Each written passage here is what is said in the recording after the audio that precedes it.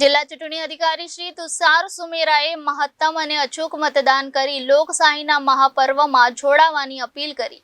લોકશાહીમાં દરેક મતનું મૂલ્ય અને નાગરિક તરીકે મતદાનની નૈતિક ફરજ નિભાવવાનો ભારપૂર્વક અનુરોધ કર્યો હતો.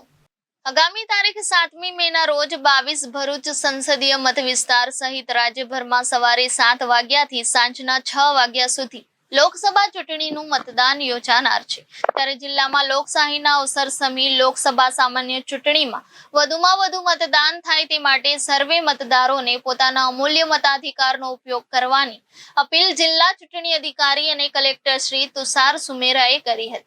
કલેક્ટરશ્રીએ જણાવ્યું હતું કે દેશના પુખ્ત વયના નાગરિકોને મળેલો મતાધિકાર એ ભારતીય ચૂંટણી પંચની દેશવાસીઓને એવી ભેટ છે જે અધિકારના વિશ્વના 2.5% લોકોને મળ્યો નથી. માત્ર લોકશાહી શાસન વ્યવસ્થામાં નાગરિકો સાચા અર્થમાં આ અધિકાર ભોગવતા હોય છે, કારણ કે લોકશાહી સરકાર લોકો દ્વારા ચૂંટાય છે.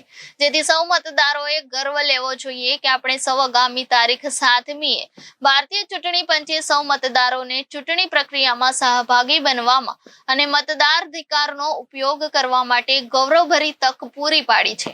મતદાન કરવું આપણી ફરજ પણ છે અને જવાબદારી પણ છે એમ જણાવે છે.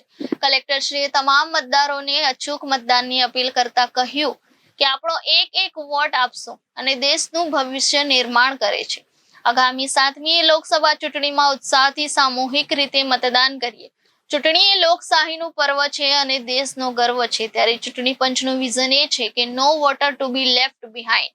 એક પણ મતદાર મતદાન કર્યા વિના બાકી ન રહે, જેને અનુસરી લોકશાહીમાં દરેક મતનું મૂલ્ય અને નાગરિક તરીકે મતદાનની નૈતિક ફરજ નિભાવવાનો ભારપૂર્વક અનુરોધ કર્યો છે.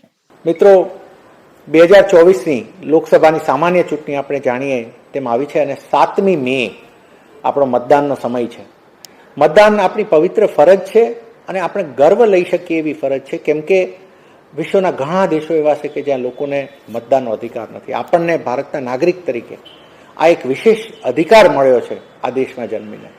તો આપણે બધા લોકોએ આ પવિત્ર ફરજ નિભાવવાની જ થાય છે અને ખૂબ સારી સંખ્યામાં આપણે મતદાન કરવાનું થાય છે. મિત્રો, ECIનો એક ઈચ્છા રહી છે, સૂત્ર રહ્યું છે, વિઝન રહ્યું છે, no one to be left behind. એક પણ વ્યક્તિ મતદાનથી વંચિત ના રહેવો જોઈએ. જ્યારે આટલી સુવિધા ઊભી થઈ રહી છે ત્યારે અમે નાગરિકોને ખાસ અપીલ કરું છું કે મેક્સિમમ નંબરમાં આપણે મતદાન કરીએ. બધા લોકો આપણા પરિવાર સાથે મતદાન કરીએ. આપણા પરિવારનો પ્રસંગ છે. દેશ એક પરિવાર છે. આપણે એક પરિવાર સાથે જોડાઈએ, પરિવાર સાથે વોટિંગ કરીએ. આપણી આજુબાજુના લોકોને તૈયાર કરીએ, આપણી આજુબાજુના લોકોને મદદ કરીને વોટિંગ કરાવીએ અને ખૂબ સારી રીતે એ બધાને સાથે જોડાઈએ અને મતદાન સારા સંખ્યામાં આપણે કરીએ. Thank you. Viral Gohil, Janadesh news, Bharuch.